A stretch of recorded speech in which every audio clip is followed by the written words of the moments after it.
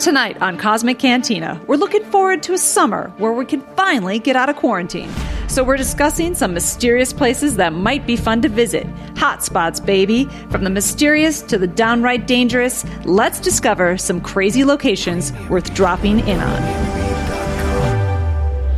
I'm your host, Melissa Tittle, and every week I go to my favorite bar, Cosmic Cantina, and kick back with my co-hosts, Josh Golembeski and Matt O'Connor. We talk about aliens, Bigfoot, ghosts, ancient cultures, and anything from the unseen world that needs a little illumination.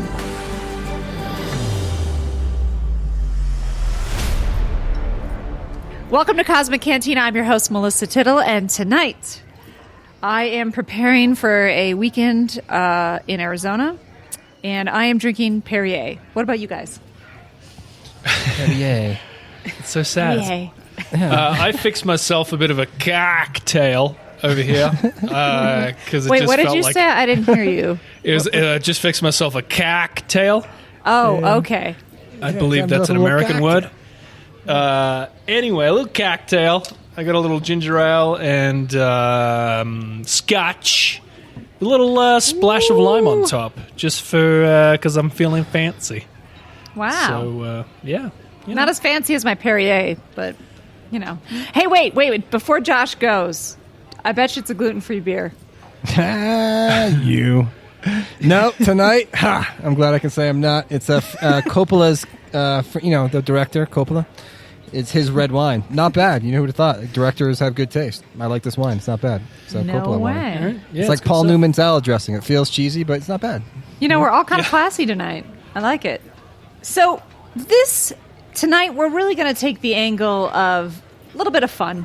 I mean, not that we don't have fun, but we've all been kind of trapped in COVID land, and this summer, hopefully, states will open up, and you're not probably going to be able to go to Italy this year, but you will be able to travel across the United States, and if you're listening to this podcast, you're probably into weird shit, so we wanted to maybe direct you to some possible destinations that you could go and experience some weird shit, you know? Yeah, or super Yeah. dangerous stuff in my case, but we'll get to that later. Yeah, Ooh. you know, so Sprinter van, RV, whatever. This is it. So Yeah. I'm going to start with a list that you can find anywhere, and then we're going to go to our list. So this list is in insider.com. 15 creepy destinations in the U.S. for anyone obsessed with the supernatural. Ooh. Okay. So first one on the list, Roswell, Area 51. Meh. Don't call it Meh. Roswell. Sedona, Arizona, which is really cool. But Yeah. Taos, New Mexico, the Taos Hum. Lake Champlain, New Champ. York. Have you ever heard of Champ? It's the America's Loch Ness up in Oh, New yeah. York. That's close to Oh, my I yeah. haven't hometown. heard of that. Yeah, okay. A couple of famous pictures of it. Looks like a Loch Ness monster. Looks like a plesiosaur with its neck sticking out of the water. Foster Ranch, Roswell, New Mexico. Gettysburg Battlefield in Gettysburg, Pennsylvania, probably because of all the dead souls. Yep, Ghosts. it's supposed to be pretty haunted. Yep. Camp Hero, Montauk, New York. Worth it. Stranger yeah? Things, you know. Yeah. Yeah. Yeah. Well, you got something better, Josh? Stull Cemetery, Stull, Kansas. I don't know. I've never heard of Stull Cemetery. Have you guys heard of Stull Cemetery? No. What's the deal? Nope. It's supposed to be one of the 7 gateways to hell. Whoa. In Kansas? Who would have known? It would have been in Kansas. Okay, Pine Barrens, New Jersey. Josh, I don't know anything about Pine Barrens. Do you know anything about Pine Barrens, New Jersey? No. Is it connected to the Jersey Devil, or is it just another haunted Yes, spot? the Jersey Devil. The forest is creepy, but it's most notorious for being home to the Jersey Devil. Which is some weird-ass, like, hybrid animal that flies in the air and lands on your roof and scares the shit out of you. It's like a Yeah, I was chicken reading about that the other day. creature It's thing. it's like the body of a kangaroo with the head of a horse and the face of a dog. It's like this chimera of all these different crazy animals. Yeah, there's the word. It's a chimera. The Yeah, demon creepy. was allegedly born as the 13th child of a woman named Deborah Leeds in 1735. And it apparently ate her and all of his siblings. Wow, what a And, dick. Yeah. Shit, dick move, devil. He sounds like a real jerk, you know? Okay, pretty good. So the Lost Dutchman's Gold Mine, Apache Junction, Arizona. This looks kind of cool, actually. Oh, this is the Superstition Mountains. Oh, we're going to get to that. So we approve We're gonna get of to this that. one. Yeah. We approve. This is approvable. Okay. So we're not going to talk about it because we're going to let Matt talk about it. Okay. Marfa Lights, Marfa, Texas. Has anybody heard of Marfa? Are those Lights. anomalous lights that appear in the desert and the people have filmed them before? I've seen Yes. that a lot online. Yeah, okay. And it's kind of UFO-y, but it's also a little ghosty. It's kind of like... Yeah, I guess they first reported in the 1800s, which is kind of crazy. So there's also Seven Gates of Hell in Pennsylvania. Okay. Mount Shasta, California can be kind of freaky. The Bighorn Medicine Wheel in Lovelow, Wyoming. Interesting. 8 points. The Queen Mary of Long Beach, California. And you know what, folks? That's what you can find in the mainstream, but not here. So we've got a couple places that we wanted to tell you about that we think that you should visit. And I will go first because I've been fascinated with this place, and I haven't been able to go. Have you guys heard of Pyramid Lake? No. I have not. So around Pyramid Lake is a native tribe called the Peyote tribe. And I probably might be saying that wrong. But this Pyramid Lake is the bottom of a very large lake. So at one point, Nevada was covered with this lake. Most of Nevada was covered with this lake, and some of California. It was massive. But this part, the pyramid part, Pyramid Lake, is literally the deepest part of this old lake. And even this lake is 900 feet deep. Ooh, itself. that's a good setup. That's a good setup. Creepy old Yeah. lake. Deep. Creepy old lake. So the Native Americans have a lot of stories about this lake and the probably ancient ancestors that came before it. They talk about giants. In fact, 40 miles from the actual lake is a Lovelock Cave where the Native Americans chased giants, the last giants, apparently in the United States or in North America, into this cave and burned them alive. Those are the last giants. Oh, yeah, that's a cool story. So that's Yeah. in this area. Oh, wow. Also, the lake, it has all these weird natural monuments. So there's definitely a pyramid in the middle of the lake, a massive pyramid in the middle of the lake. It's said to be natural, but it looks odd. There's also what they call the Weeping Mother, this monument that if you look at it from the side, because there's a lot of other rocks on the side of it, it kind of looks like a sphinx a little bit, but they call it the Weeping Mother. So sad.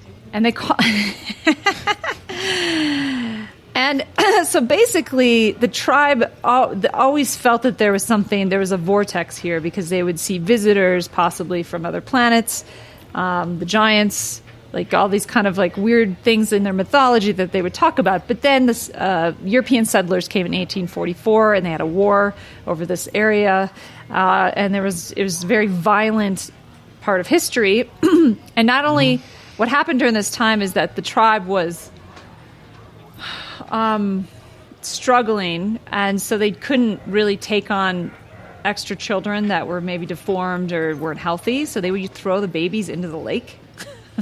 Oh, wow. So there's- like a Spartan so there, there's- just chucking like the weak So ones there's in the lake. this superstition that if you hear a baby crying, that you're going to die soon, you're going to get sick, or something bad is going to happen to you. And people report like camping on the lake and hearing like kids crying, and it's like the most feared thing. Like if you hear kids crying, it's it. You're done.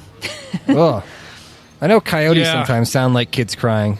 I don't know if they have coyotes around there, but when I grew up, you'd hear coyotes in the field next to us, and it always sounded like kids crying. It was really creepy. That's Yeah. always a one of those things about people that nearly go missing in the forest is they hear a baby's crying or someone calling their name or something, but sometimes it's a baby crying and the idea is you're lured into the forest and never to be seen again. But anyway. Yeah. Yeah. So, so what also kind of lends credence to the fact that this could be some kind of vortex is that people that are like fishing or camping, just everyday people, like could happen this summer if you're there. There's this weird thing that happens in the middle of the lake. Well, all of a sudden, it could be a clear day. There could be no wind. All of a sudden, these huge waves just start coming out of the middle of the lake, and the lake starts getting really turbulent. And then, in an instant, it's just calm again. But like where it Whoa. comes from, nobody, like it's just in the middle of the day. It's not even at night or anything. So that's kind of weird. Also, spooky. every year, I mean, this is a beautiful lake. It's in the middle of a dry desert. There's hardly any plants. And people go camping and fishing there all the time. But for some reason, every year, a fisherman dies, falls off the boat and dies in the lake. Every year. One fisherman Really? dies in the lake. Yeah, I mean, like, I know that, like, accidents happen, and I'm sure that, like, every lake has a percentage of people that fall in the lake and die, but it's just odd. It's every year. A death every every Like year. a is ritual kinda- sacrifice of some sort, you know? Right. And they can never find, they sometimes can't find the bodies, and sometimes they find the bodies in Truckee, like close to Lake Tahoe. Oh, yeah. In Lake Tahoe. Yeah. And they I've think been there. there's underground, there's like channels that like take the bodies into these other lakes. okay. But I mean, it's not that, I mean, it's somewhat close, but it's not that close. That has to be a really long underground tunnel of like a secret channel of water taking people. I don't know. It's just strange. But Interesting. also, it's on a huge vortex line. It's on a massive circular telluric line. A telluric line is basically an electrical current on the top of the Earth's surface, and then there's a massive ley line that goes underneath the lake as well. And a ley line is underneath the Earth. So there's just like a hot spot and a total setup with the lake, a ley line, and the telluric lines for a possible vortex situation where just weird stuff happens there regardless, where time shifts and ghosts and aliens and giants appear. Oh, so they have UFO sightings, Bigfoot sightings, the whole 9 yards. Yeah. It's just one of Yeah. those weird spots. And then just the fact that like people just disappear. You know, just like once a year, like the lake has to eat somebody. Swallow someone whole. Yeah, that seems to be the pretty solid definition of a hotspot, being that it's a combination of different paranormal events that kind of culminate into one specific area, and sometimes referred to as window areas. We've talked a little bit about it before, I guess. Portals, all that sort of stuff. But like interesting places, like there's these story, like we've talked about, Skinwalker Ranch a bunch and all that sort of stuff. There's UFOs and there's creatures and there's all sorts of paranormal poltergeist activity and all that sort of crazy stuff. I love it. I want to like go visit them all. Oh, yeah, dude. It gets even weirder, too, man. Road trip. Yeah. Road trip. I actually think I might go out there and do some tests myself Oh, cool. What are you going to do? and see. We're going to take like some equipment and do some Yeah. measurements and Test Couple the readings. energy there, and see what happens. I don't know. We can maybe put it on Cosmic. Just the audio of Yeah. me screaming, "Oh my God! I heard a baby. I'm going to die now." don't follow the baby screams. It's just it's also in a weird area. It's about 3 hours from maybe less, 2.5 hours from Mount Shasta, which is very superstitious. Which is a mountain that's connected to, people talk about it's connected to Lemuria, it's connected to the giants. It's got all this weird energy. I talked about it a little bit on the podcast, like way early, about how I went there, and it's just weird. Like you feel like you're shifting into another time. Yeah. A timeline or something. So that whole area up there is really strange. But if you get a chance this summer, you can camp there, you can fish there. Maybe don't fish there because, if somebody hadn't died yet, you might fall off the boat. Yeah, you could be the one. Wait till someone dies and then go fishing. Yeah, And wait then till you should someone be right. dies and then go fishing. Let the lake take its sacrifice first, then you're fine. And then you're cool. You can go in the lake. Yeah. Everything's fine.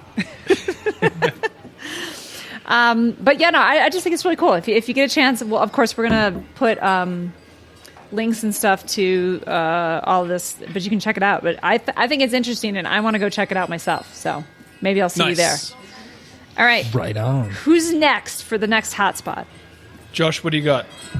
All right. Well, I love hotspots. That's one of my favorite topics. I think they're a great spot to do some legend tripping. You guys ever heard that term before? Legend tripping? No, It's when, I'm into it. Is when that- you take is that a your hero term? dose of LSD? No, it's I didn't create the term. It's just an urban legend term where, like, an adolescent, like an 18-year-old, for a rite of passage, seeks out a paranormal event. And I always thought like exploring a hot spot would be a cool place for a legend trip. But my research took me to